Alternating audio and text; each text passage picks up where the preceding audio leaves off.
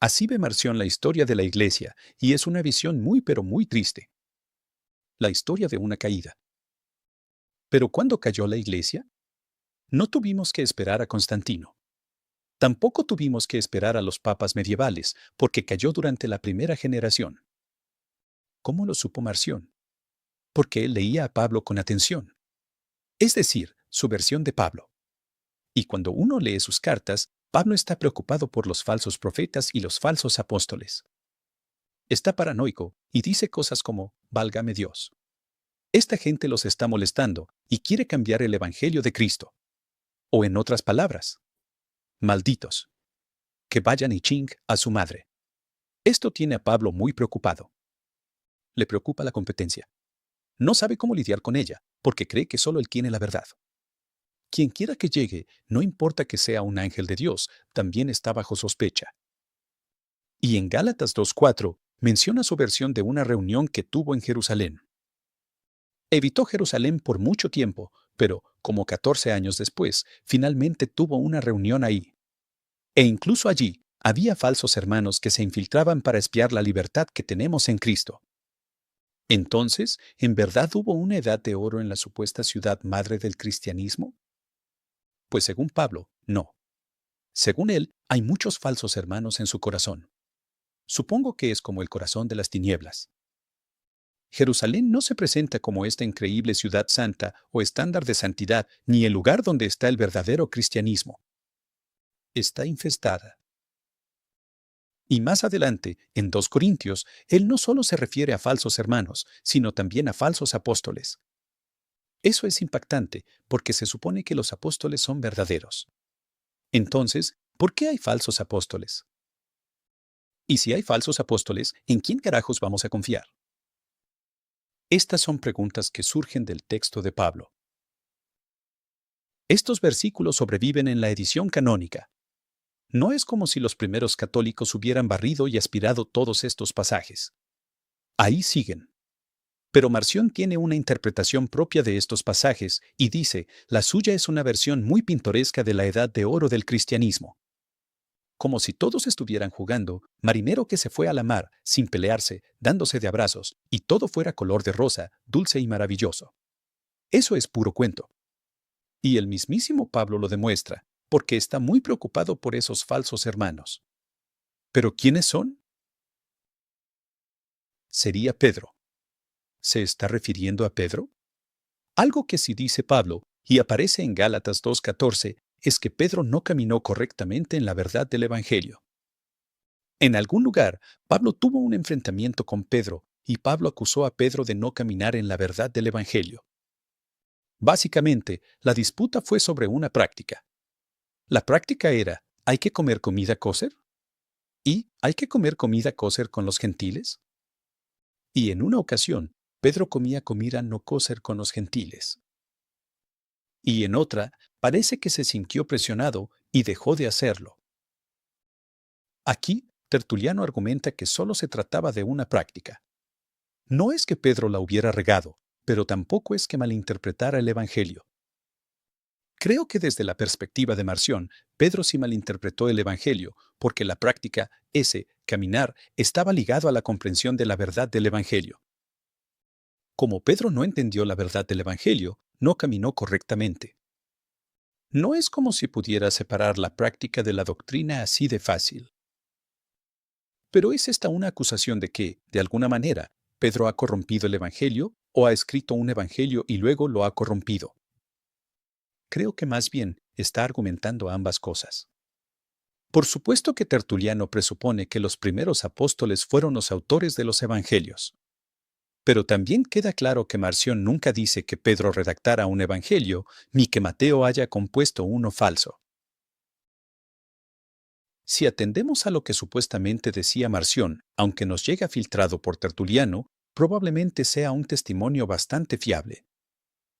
Marción incluso reprende a los propios apóstoles y al mismo tiempo acusa a ciertos falsos apóstoles de pervertir el Evangelio de Cristo. La gente, incluso los académicos, no se da cuenta.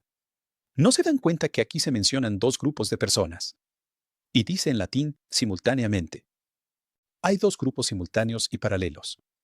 Están los apóstoles y luego están los falsos apóstoles. Y solo los falsos apóstoles pervierten el Evangelio de Cristo.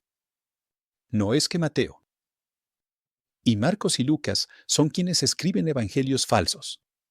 Más bien, hay apóstoles falsos que escriben evangelios falsos. Tampoco estoy seguro si Marción le apuesta a la idea de que Mateo, Marcos y Lucas existieron. Posiblemente sí cree que existieron, pero su argumento no es que ellos mismos son los que pervirtieron los textos. Es algún otro grupo de personas a quienes él llama los falsos apóstoles. ¿Por qué digo esto? Porque incluso en la colección de Marción se hacen referencias positivas a los apóstoles. Si revisamos Laodicenses, es decir, Efesios en las ediciones modernas, en el texto de Marción todavía tenemos que la iglesia fue construida sobre los cimientos de los apóstoles. Si Marción creyera que todos los apóstoles son malvados, no habría conservado ese texto, ¿verdad? Por tanto, no creo que él piense que los apóstoles, a los que se refiere en plural, son malvados. Eso no se limita a Pablo. Incluso en Gálatas, Pablo reconoce que hubo apóstoles antes que él. Respecto a los llamados apóstoles columnas, Pedro, Santiago y Juan, no encontramos en él ningún comentario especialmente hostil, al menos no en relación con Juan ni con Santiago, si es que se trata del apóstol Santiago. Colosenses también menciona a hombres que no son apóstoles, como Marcos, primo de Bernabé, y Lucas. Y esto hay que tomarlo en cuenta, porque también aparece en el texto de Marción. Eso lo tiene atestiguado Marción. Así que Marción habría sabido de Marcos, de Bernabé, de Lucas, incluso si nunca hubiera leído Hechos de los Apóstoles. Habría conocido a los personajes que después aparecen en Hechos de los Apóstoles y habría sabido quiénes eran porque están en su colección paulina. Y no se les considera tipos malvados. No son gente malintencionada o maliciosa, son apóstoles y no apóstoles haciendo lo suyo, predicando el Evangelio. Y entonces, es por eso que son diferentes de los falsos apóstoles. Por lo menos, así lo interpreto. Pero pueden no estar de acuerdo conmigo. Otra parte de la evidencia es el diálogo del Adamancio, el diálogo del siglo IV, donde un católico primitivo debate con dos marcionitas. En este pasaje, según el marcionita, Mateo y Juan fueron personas reales que predicaron el Evangelio, pero no escribieron los evangelios que se les atribuyen. Lo que en realidad pasó fue que apóstoles falsos llegaron y escribieron libros y los publicaron bajo los nombres de Mateo y Juan. Y de ahí la corrupción textual. No porque los personajes de Mateo y Juan fueran malvados o perversos. Espero que haya quedado claro, porque la literatura no lo deja claro cuando se lee. Otra parte de la evidencia viene de Celso. Si no han leído a Celso, él es una excelente fuente para el pensamiento marcionita, porque parece hacer uso de argumentos marcionitas. Y no siempre queda claro si Celso sabe que está usando argumentos marcionitas, pero quien responde, Orígenes, es quien señala que se trata de argumentos marcionitas.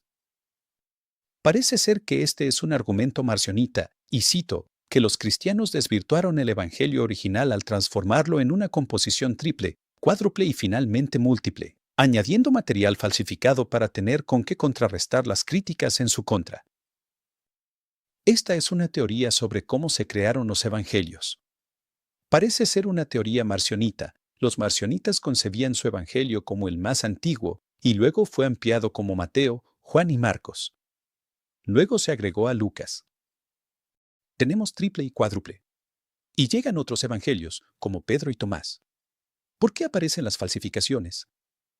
Porque los cristianos continuamente están tratando de mejorar la historia, queriendo responder a críticos como el mismo Celso, que decía que la historia de la resurrección que tienen suena como un cuento de hadas. Y los cristianos piensan, la próxima vez nos va a quedar mucho mejor. Esperen a que salga la próxima edición. Pues ahí tienen la teoría de la composición de los evangelios. Pero esta es la versión marcionita. ¿Se acuerdan que son los marcionitas los que dicen que es un evangelio único que se va degradando? Este es un resumen de lo que dije. Los tres evangelios son Mateo, Marcos y Juan. Y los cuatro serían los que conocemos como los evangelios canónicos. Aquí Aparentemente, la presuposición es que los marcionitas asumen que todos los otros evangelios fueron creados a partir de su evangelio. Que sea una buena suposición o no, eso ya es una pregunta histórica aparte. Por el momento, la voy a dejar entre paréntesis. Pero según entiendo lo que está pasando aquí, no soy el Papa Marcionita, y repito, según entiendo, creo que lo que aquí está pasando es que Marción acusaba a quienes llamaba falsos hermanos o falsos cristianos, cristianos judaizados, no los 12 u 11 apóstoles específicamente. Los acusaba de crear evangelios falsos, asociados con apóstoles o personas no apostólicas. Los títulos, según Mateo, Marcos, Lucas y Juan, comienzan a aparecer en tiempos de Marción en textos que anteriormente eran anónimos. Cuando Marción se da cuenta de esto, él los tacha de falsamente atribuidos. Y esta es una de las razones por las que el texto de Marción carece de título. Creo que esto no es necesariamente una prueba definitiva de que Marción conocía los 4 evangelios. Pero personalmente, pienso que es bastante razonable, tomando en cuenta que Marción vivió probablemente hasta alrededor del año 160. Así que, para el año 150, creo que los 4 evangelios que llamamos canónicos ya estaban en circulación. Me sorprendería mucho que un hombre tan viajado como Marción no conociera los textos que llamamos Mateo, Marcos, Lucas y Juan. Creo que sí los conocía. Por lo menos según Tertuliano, Marción en sus antítesis nos hace saber que está al tanto de la existencia de estos evangelios. No sabemos cuáles exactamente, pero él estaba al tanto de ellos. Consideraba que todos eran ficciones y falsificaciones, o al menos que habían sido falsificados en nombre de los apóstoles. Tal vez contenían algunas tradiciones verdaderas, pero estaban mezcladas con cosas como la ley judía y entendimientos judaizados del cristianismo que para Marción no respetaban realmente la novedad y la originalidad del mensaje de Cristo y por lo tanto debían ser rechazados.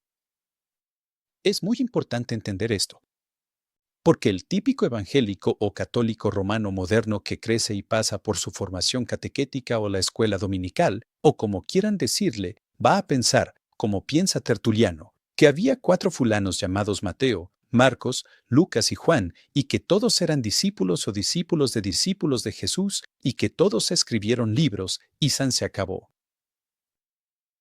Todo es testimonio auténtico de testigos oculares. Marción es prueba de que eso no pasó y que estos textos, que estas atribuciones a hombres apostólicos o no apostólicos son posteriores. Y por eso, muchos evangélicos normalmente ni se meten con Marción, porque si lo hicieran, tendrían que enfrentarse a la presión de este nuevo panorama histórico donde, ay mamá, los evangelios no vienen de testigos oculares.